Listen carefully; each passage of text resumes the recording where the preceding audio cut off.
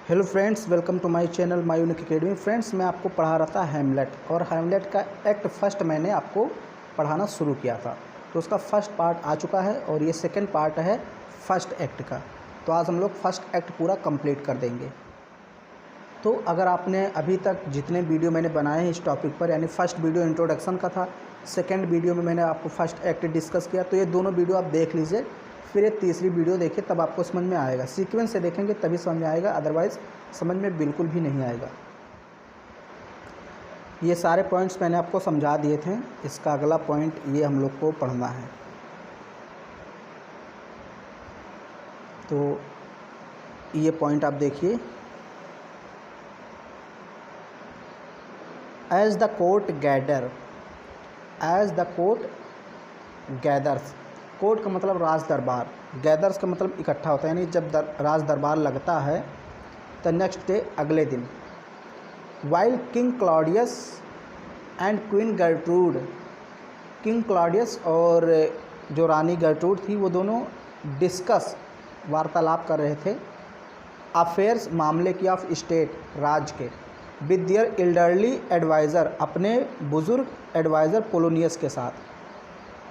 यहाँ देखिए, पोलोनियस के बारे में मैंने बताया था कि एक अधिकारी है उस दरबार का, जो राजा का दरबार है उसका एक उच्च रैंक का अधिकारी है। तो इसको एल्डरली का मतलब बुजुर्ग, एडवाइज़र का मतलब सलाहकार, पोलोनियस नाम था। तो जब कोर्ट गैदर होता है, यानी कि जब राज दरबार लगता है, तो राज दरबार में क्या हो रहा था कि किंग क्लॉडियस और क्वीन गर्ट्रूड और पोलोनियस, ये तीनों राज के स्थिति के बारे में डिस्कस कर रहे थे कि युद्ध को कैसे जीता जाए, आक्रमण होने वाला, मतलब कुछ भी बात कर रहे होंगे। हैमलेट लुक्स ऑन ग्लमली का मतलब होता है उदास। देखिए, प्रोनाउंसिएशन में मुझे प्रॉब्लम हो सकती है, इसको ग्लूमली बोलेंगे या ग्लमली बोलेंगे। तो हैमलेट उस समय बहुत ही उदास बैठा था, क्योंकि हैमलेट के पिताजी की हत्या हो गई है, तो एकदम निराश बैठा हुआ था।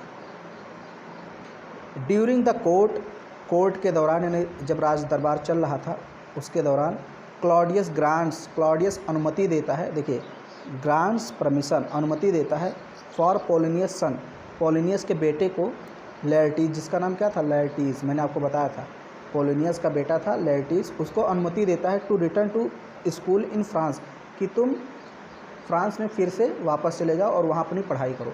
मैंने आपको बताया था फर्स्ट वाले वीडियो में, जब पहला वीडियो इंट्रोडक्शन बनाया था, तो वहाँ मैंने आपको बताया था कि लेरटीज का ज़्यादातर समय फ्रांस में ही बीतता है। तो ये मतलब आया था डेनमार्क में, तो डेनमार्क का जो किंग रहता क्लॉडियस, इसको कहता है कि तुम फिर से चले जाओ फ्रांस में, अपनी पढ़ाई करो अच्छे से। Claudius Scholz Hamlet, Claudius Hamlet को डांटता है। ये प्रिंस हैमलेट की बात हो रही, क्योंकि किंग हैमलेट तो चले गए ऊपर। तो Claudius Scholz Hamlet, Claudius Prince Hamlet को डांटता है, फॉर कंटिन्यूइंग टू ग्रीव, लगातार दुख व्यक्त करने के लिए, ओवर हिज फादर, अपने पिताजी पर। अब चूँकि वो लगातार दुख व्यक्त कर रहा था, कौन, हैमलेट अपने पिता की हत्या पर लगातार दुख व्यक्त कर रहा था, उदास था, एकदम सैड, मतलब जैसे होता नहीं, दुखी में हमेशा डूबे रहना। तो क्लॉडियस डांटता, कहता है छोड़ो, पिताजी गए, अब वो वापस थोड़ी ना, मतलब उसको समझाता बुझाता है कि अब जो हो गया सो हो गया, जैसा भी वो समझाता है, डांटता है एक भतीजे के रूप में, मतलब उसका भतीजा भी था। फिर ये लाइन आप देखिए, आफ्टर द कोर्ट एग्जिस्ट, जब कोर्ट ख़त्म हो जाता है, राज दरबार ख़त्म हो जाता है, Hamlet disappears of his father's death, तो हैमलेट अपने पिताजी के मृत्यु पर निराशा व्यक्त करता है। डिसअपेयर्स का मतलब निराश होना, यानी निराश हो जाता है, फिर वो दुखी हो जाता है। And his mother's hastily marriage, और किस पर दुखी होता है, अपने माता के पुनर्विवाह पर। रीमैरिज का मतलब पुनर्विवाह, चूँकि उसकी माता तुरंत क्लॉडियस से शादी कर लेती है, अभी उसके पिताजी को मरे हुए कुछ दिन भी नहीं हुए हैं कि उसकी माता तुरंत शादी कर लेती है, तो उस पर वो दुखी होता है कि भी हमारे पिताजी का सही से काम क्रिया भी नहीं हुआ और हमारी माता ने हमारे चाचा से शादी कर ली। अब होरेसियो और वो दो सैनिक, मैंने आपको कल के वीडियो में बताया था, पिछले वाले वीडियो में, कि जो दो बर्नार्डो और मार्सलस, होरेसियो के साथ आते हैं, यानी तीनों लोग आते हैं और पूरी घटना के बारे में बताते हैं हैमलेट को कि हमने आपके पिताजी का एक भूत देखा है जो कि मतलब किले के दीवार के पास हमेशा रहता है, मतलब हमेशा नहीं, 12 बजे रात को आता है, तो आप चलिए उसको देखिए। तो तीनों लोग आते हैं और इसको बुलाकर लेकर जाते हैं, किसको? प्रिंस हैमलेट को। वही लिखा है लर्निंग, जानकर, ऑफ द घोस्ट, घोस्ट के बारे में, फ्रॉम होरेसियो, होरेसियो के द्वारा, यानी होरेसियो आकर बताता है कि मैंने आपके पिताजी का भूत देखा है और हमारे साथ 2 सैनिकों ने भी देखा है। Hamlet resolves to see it himself, Hamlet इसको देखने के लिए दृढ़ निश्चित हो जाता है एक प्रकार से, कि मतलब वो स्वीकार कर लेता है कि चलिए अब हम भी देखते हैं, तभी मुझे विश्वास होगा। अब यहाँ देखिए ये फिर से कहीं कहीं जो लाइनें हैं वो रिपीट हो गई हैं, ये लाइन रिपीट हो गई है तो उसको नहीं पढ़ना है, फिर आप इसको पढ़िए।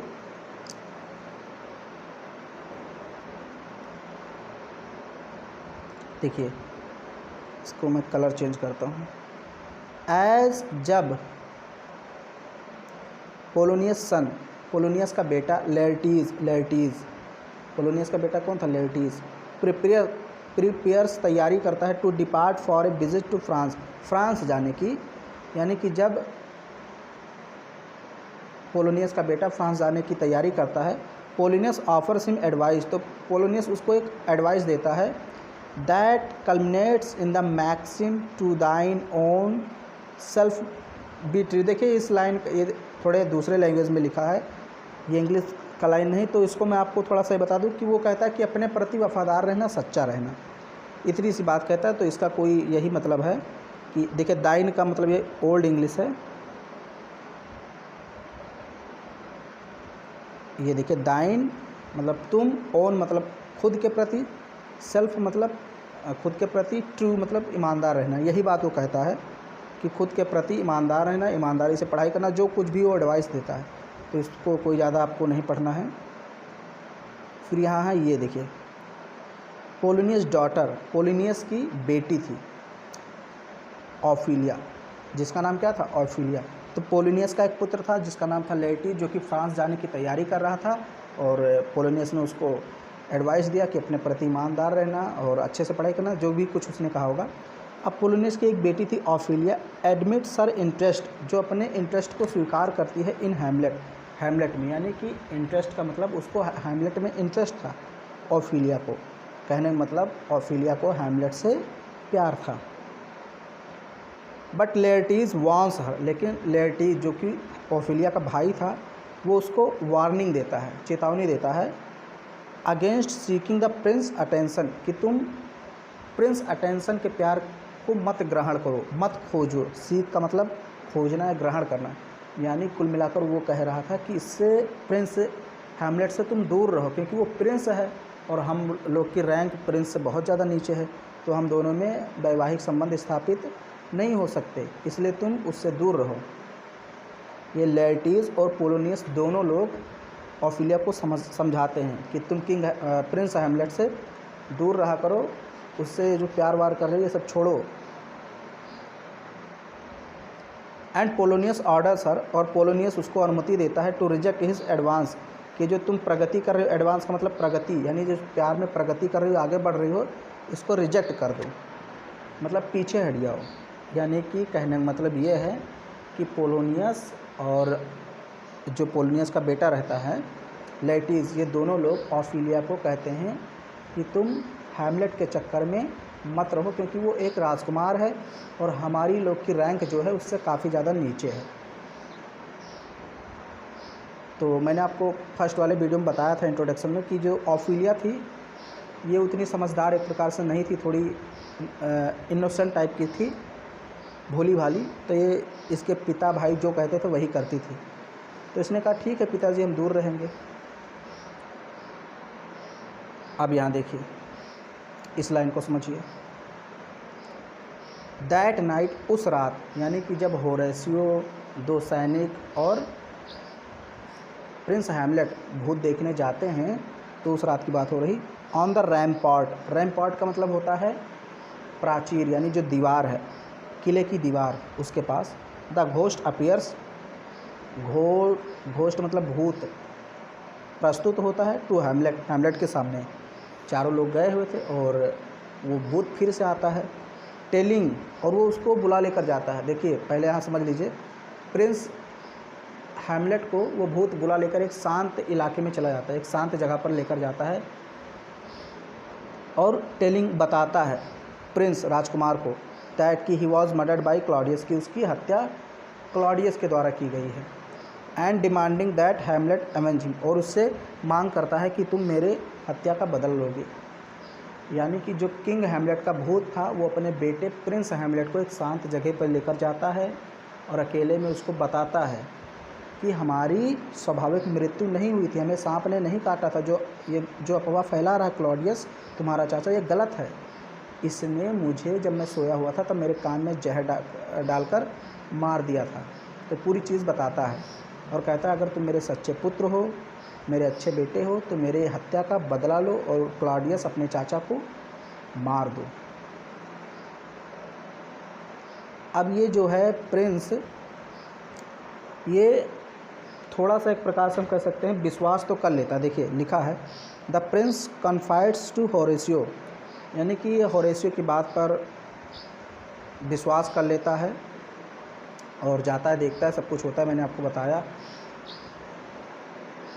इसको मतलब थोड़ा सा एक प्रकार से अभी ये अनिश्चित था, अभी आगे यहाँ पर आएगा। मतलब इसने भूत को देखा, उससे बात भी किया हैमलेट ने, इसको लगा कि हाँ ये मेरे पिताजी का ही भूत है, लेकिन फिर भी उसको पूर्ण रूप से विश्वास नहीं था। तो वही एंड सेंट्रीज़, और इसने सेंट्रीज़ से भी मिला, उनकी बातों पर विश्वास कर लिया।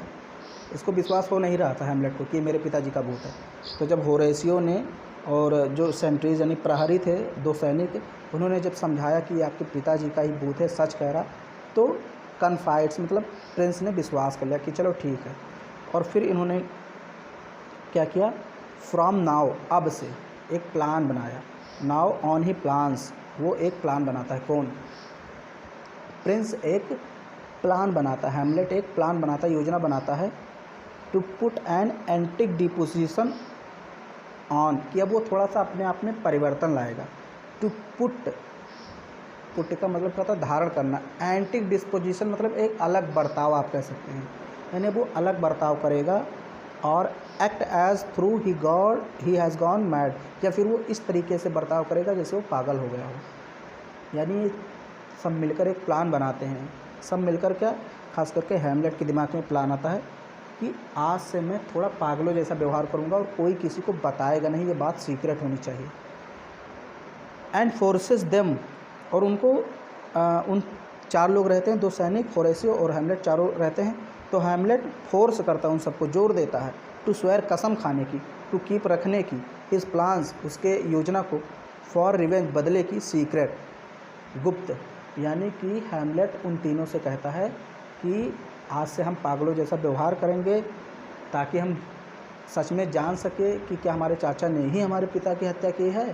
तो मैं थोड़ा सा बदला सा रहूँगा, अजीब व्यवहार करूँगा, और तुम तीनों में से कोई भी किसी को ये बात बताएगा नहीं, मुझसे वादा करो, कसम खाओ। तो चारों लोग कसम खाते हैं। हाउएवर, हालांकि he remains uncertain of the ghost is reliability, हालांकि वो जो हैमलेट रहता है वो अनसर्टेन रहता है, अनिश्चित रहता है। घोस्ट रियलिबिलिटी मतलब उसके जो भूत रहता है उसके वास्तविकता पर। कसम वसम तो खा लेते, प्लान भी बना लेते, लेकिन मैंने फिर भी बताया कि जो अभी उसको हैमलेट को पूर्ण रूप से विश्वास नहीं था कि हमारे पिताजी का ही भूत है कि नहीं। अब वो सोच रहा था कि कहीं ऐसा ना हो कि ये कोई राक्षस वगैरह हो, दुष्ट आत्मा हो जो मुझसे मेरे चाचा की भी हत्या करवाना चाहती हो। तो वो कहता है मैं कुछ दिन तक पागल रहूँगा, हो सकता है कि मुझे बीच में पता चल जाए कि कुछ वो योजना बनाएगा, भी बहुत सारी कहानी है आगे मैं आपको बताऊँगा। तो ये फर्स्ट एक्ट आपका कंप्लीट हो गया प्लान बनाने तक, मतलब प्लान बना लेते हैं कि हम पागलों जैसा व्यवहार करेंगे और कोई किसी को बताएगा नहीं। तो फर्स्ट एक्ट 2 पार्टों में आया है, फर्स्ट पार्ट मैंने पढ़ा दिया था, सेकंड पार्ट था। फर्स्ट एक्ट आपका कंप्लीट हो गया। अगर वीडियो आपको पसंद आ रही है तो इसको लाइक कर दीजिए, शेयर कर दीजिए। चैनल पे पहली बार आए हैं, चैनल को सब्सक्राइब कर लीजिए। और एक हमारा दूसरा चैनल भी है, ऑनलाइन स्टडी बाय दिसंबर, वहाँ पर भी बहुत सारे टॉपिक्स मैं पढ़ा रहा हूँ, उसको भी आप जाके सब्सक्राइब कीजिए।